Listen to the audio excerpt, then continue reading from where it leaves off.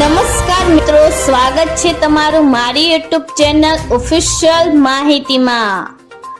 રાજ્યમાં વરસાદને લઈને રેડ અને ઓરેન્જ એલર્ટ જાહેર કરવામાં આવ્યા છે। સાથે જ આગામી 5 દિવસ ભારેથી અતિ ભારે વરસાદની આગાહી કરવામાં આવી છે અને માછીમારોને દરિયો ન ખેડવા સૂચના પણ આપવામાં આવી છે।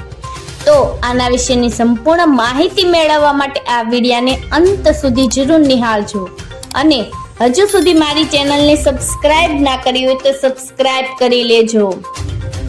મિત્રો, આ વર્ષે ચોમાસું ગુજરાતમાં પ્રવેશ્યા બાદ નવસારીમાં 10 દિવસ માટે અટવાઈ ગયું હતું, જે હવે સૌરાષ્ટ્ર તરફ આગળ વધી રહ્યું છે, જેના કારણે સૌરાષ્ટ્રના ખેડૂતો માટે સારા સમાચાર સામે આવ્યા છે। હવે દક્ષિણ ગુજરાત સહિત સૌરાષ્ટ્રમાં પણ ચોમાસાની એન્ટ્રી લીધી છે।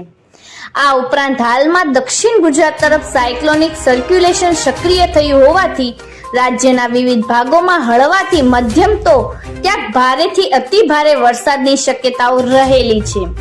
મિત્રો, હવામાન વિભાગ દ્વારા આગામી 7 દિવસને લઈને વરસાદ બાબતે આગાહી કરવામાં આવી છે, જેમાં આજે સૌરાષ્ટ્રના દરિયાકાંઠાના વિસ્તારો અને દક્ષિણ ગુજરાતના ભાગોમાં રેડ એલર્ટ જાહેર કરવામાં આવ્યું છે।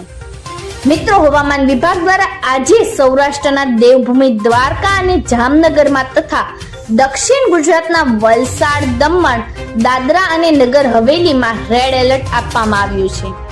આ સાથે જ ગુજરાતના દક્ષિણ ભાગના દરિયાકાંઠાના વિસ્તારોમાં માછીમારોનો દરિયો ન ખેડવા પણ સૂચના આપવામાં આવી છે। આ સાથે સૌરાષ્ટ્રના જૂનાગઢ, અમરેલી, ગીર સોમનાથ, ભાવનગર સહિત દીવમાં ઓરેન્જ એલર્ટ જાહેર કરવામાં આવ્યું છે। દક્ષિણ ગુજરાતના સુરત, નવસારી, તાપી અને ડાંગમાં પણ ઓરેન્જ એલર્ટ જાહેર કર્યું છે।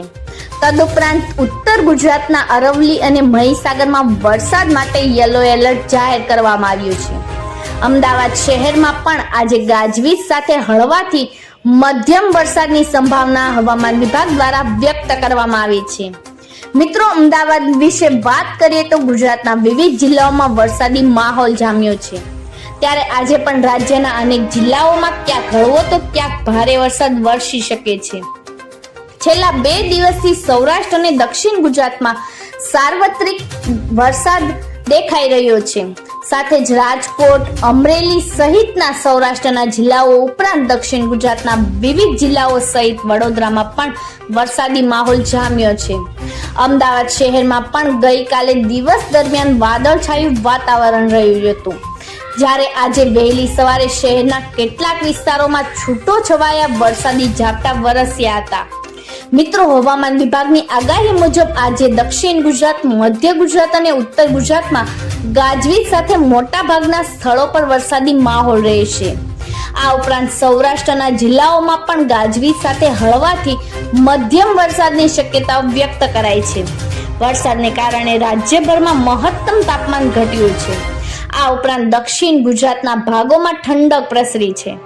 અમદાવાદ શહેરમાં પણ વાદળછાયું વાતાવરણને કારણે સામાન્ય મહત્તમ તાપમાન કરતાં 1 ડિગ્રી સેલ્સિયસનો ઘટાડો થઈને ગત રોજ 38.6 ડિગ્રી સેલ્સિયસ તાપમાન નોંધાયું હતું, જ્યારે લઘુત્તમ તાપમાન 28.3 ડિગ્રી સેલ્સિયસ નોંધાયું હતું।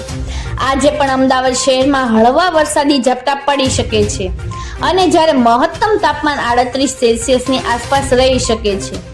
આજે પણ દિવસ દરમિયાન વાદળછાયા વાતાવરણને કારણે બફારાનો અનુભવ રહેશે। મિત્રો, આવી જ વધુ માહિતી મેળવતી રહેવા માટે મારી ચેનલ સાથે જોડાયેલા રહેજો।